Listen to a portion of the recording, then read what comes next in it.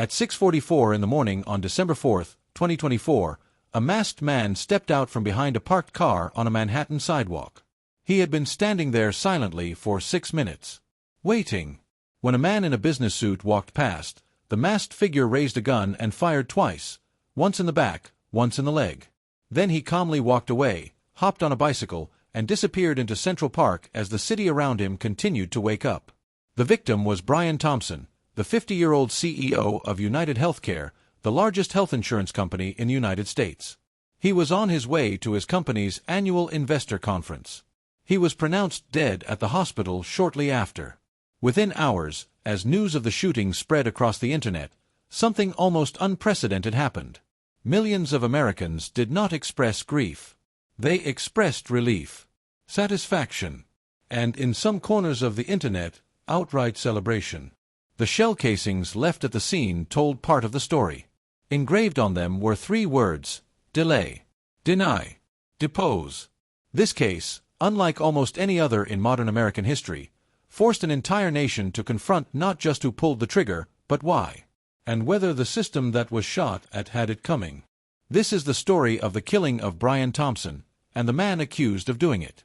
Brian Robert Thompson was born on July 10, 1974, in Iowa. He was an accounting graduate of the University of Iowa, and built a career in finance and healthcare administration that led him to United Health Group in 2004. By 2021, he had risen to CEO of United Healthcare, the insurance arm of United Health Group, a company that insures 49 million Americans and generated $281 billion in revenue in 2023. Under Thompson's leadership, profits climbed from $12 billion in 2021 to $16 billion in 2023. His total annual compensation was $10.2 million. By every corporate measure, Brian Thompson was a success story. But United Healthcare had also become one of the most criticized companies in the United States. According to data published around the time of his death, United Healthcare denied 32% of all insurance claims submitted to it, nearly double the industry average of 16%. For millions of Americans who had paid their premiums faithfully, the experience of having a claim denied, sometimes for life-saving treatment, had become a defining, infuriating feature of their lives. Thompson's family confirmed he had received death threats in the period before he was killed. The threats, they said, had come from people who blamed the company's practices for the suffering of themselves or their loved ones. On the morning of December 4th, he had no personal security detail. He walked alone to the conference hotel. The gunman had not arrived impulsively. He had planned this for months. Surveillance footage showed him arriving in New York City on a bus from Atlanta on November 24th, 10 days before the shooting. In the days that followed, he was captured on camera scouting the Hilton Midtown area, studying the layout, identifying the right moment. He was described as white, approximately 6 feet 1 inch tall, masked, and wearing a light brown hooded jacket. Investigators noted he appeared to be, in their words, extremely camera-savvy, deliberately angling his face away from surveillance cameras throughout. At one point, he stayed at a hostel near the hotel. A desk attendant asked to see his smile. He lowered his mask and obliged. That smile, captured on the hostel's cameras, would become one of the most important pieces of evidence in the case. At 6:38 a.m. on December 4th, the gunman was seen on surveillance standing silently against a wall across the street from the Hilton. He waited. He did not pace. He did not check his phone. 6 minutes later, Brian Thompson walked past. 2 shots. The CEO fell. The gunman walked away. He fled through an alley, hopped on a bicycle, and entered Central Park. He then took a taxi toward the George Washington Bridge. By the time the city's emergency services arrived at the Hilton sidewalk, the gunman was gone. Police found a discarded backpack in Central Park containing Monopoly money and a Tommy Hilfiger jacket, items apparently used to throw investigators off. A 5-day manhunt began immediately. The FBI offered $50,000 for information leading to an arrest. 3 shell casings were recovered at the scene, and what was inscribed on them stopped investigators cold. Delay, deny, depose. These 3 words are drawn directly from a phrase that has circulated among critics of the American insurance industry for years, a description of the tactics allegedly used by insurers to avoid paying legitimate claims. Delay processing the claim. Deny it outright. Depose the claimant in legal proceedings to drain them financially. The phrase originates from a 2010 book about the insurance industry's approach to claims management. It had become, in the years since, a rallying cry for patients and advocacy groups who felt the system was designed to deny rather than cover. Whoever had engraved those words onto those shell casings had not committed a random act of violence. This was a statement. Investigators quickly understood they were looking for someone with a specific grievance, someone who had thought deeply about the American healthcare system and decided to make a point in the most extreme way imaginable. Luigi Nicholas Mangione was born on May 6, 1998, in Towson, Maryland, into a wealthy, well-established family.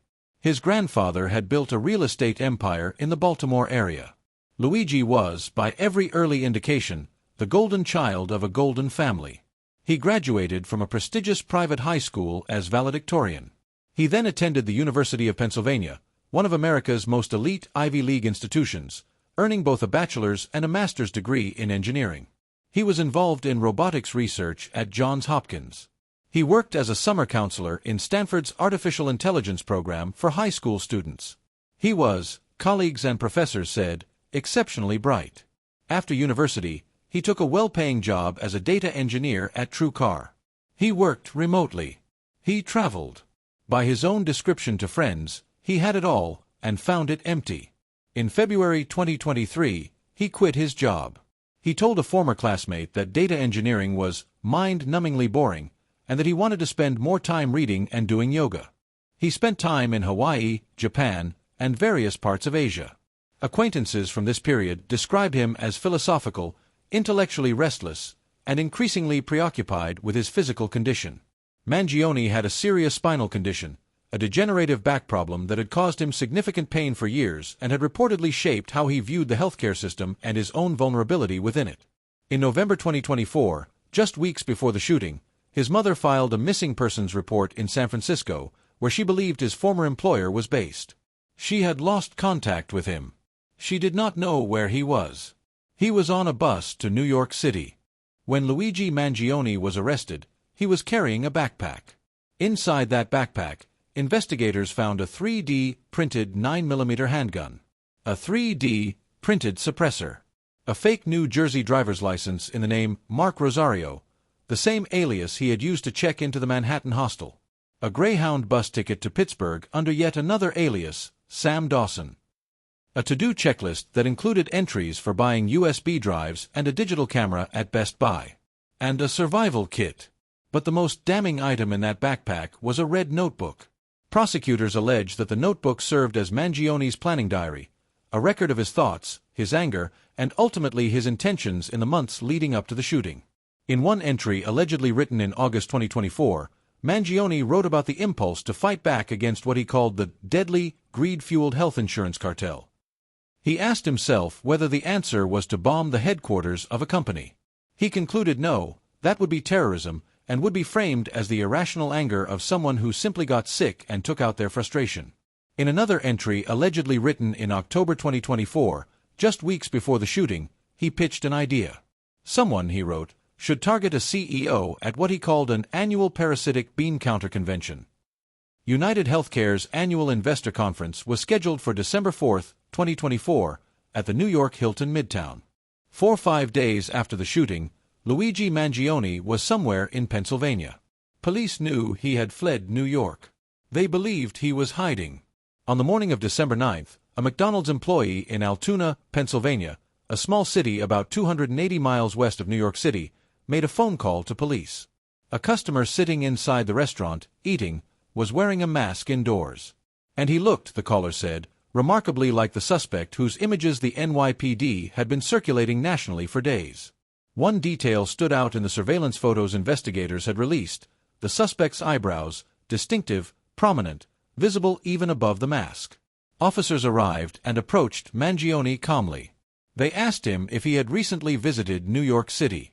He went quiet. His fingers began to shake. He gave officers a fake New Jersey ID. Moments later, he was placed under arrest. He had been sitting in a McDonald's booth, eating. By 10 a.m., he was handcuffed in an Altoona police station. Within days, he was on an NYPD helicopter to Manhattan, in a scene his own defense attorneys would later describe as a Marvel movie spectacle, paraded up a pier before a crowd of press as officers swarmed around him. Outside a Pennsylvania courthouse, as guards tried to push him inside, Mangione yelled out to reporters, "It's completely out of touch and an insult to the intelligence of the American people and their lived experience." He has pleaded not guilty to all charges. What happened next was unlike anything that followed a murder case in modern American memory. Millions of people, particularly young Americans, did not condemn Luigi Mangione. They celebrated him. Within hours of his arrest, the hashtag #FreeLuigi had been shared over 50,000 times on social media. A GoFundMe for his legal defense raised over $1.4 million before being taken down. Graffiti appeared across American cities. A billboard in Riverside County, California read, "Free Luigi." Merchandise with his face sold out on multiple platforms before being removed. A December 2024 poll found that while a majority of Americans viewed the killing as unacceptable, a plurality of Americans under 35 viewed it as acceptable. The same poll found that a majority of Americans believed that United Healthcare's claimed denial practices bore significant responsibility for creating the conditions that led to Thompson's death. Whether one agreed or disagreed with that sentiment, the reaction exposed a fury that had been building silently in American households for years, the fury of people who had watched a parent's cancer treatment denied, a child's surgery refused, a life-saving drug deemed not medically necessary by a company generating $16 billion in profit. Luigi Mangione gave that fury a face. And for many people, right or wrong, that changed how they felt about what he allegedly did. As of June 2026, Luigi Mangione remains in custody at the Metropolitan Detention Center in Brooklyn. His state murder trial, in Manhattan, is now scheduled to begin September 8, 2026. His federal trial is scheduled to follow in January 2027. The death penalty charges that federal prosecutors initially pursued were dismissed by a judge in January 2026. He now faces life in prison if convicted on either the state or federal charges.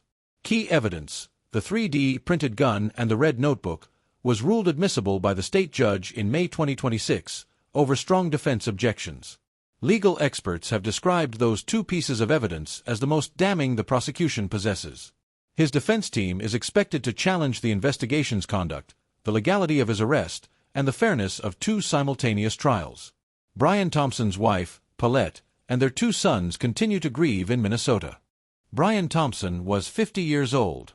He had two sons and a career he had built over 2 decades.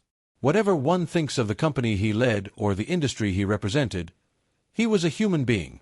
He was a father. And he was shot twice in the back on a New York sidewalk and left to die. Luigi Mangione is 27 years old. He has pleaded not guilty. He has not been convicted of anything. Whatever one thinks of his alleged motives or the notebook prosecutors say he kept, he is entitled to a fair trial and the presumption of innocence. What makes this case unlike almost any other in recent American criminal history is the space between those two truths. A man is dead. Another man is accused of killing him. And tens of millions of people looked at the evidence, looked at the system those 3 engraved words pointed to, and could not agree on who deserved their sympathy. That is not a story about a crime. That is a story about a country. The trials begin in September 2026. Quick Crime Vault will be watching. Subscribe and stay with us. Every case in this vault deserves to be fully told. We'll see you in the next vault.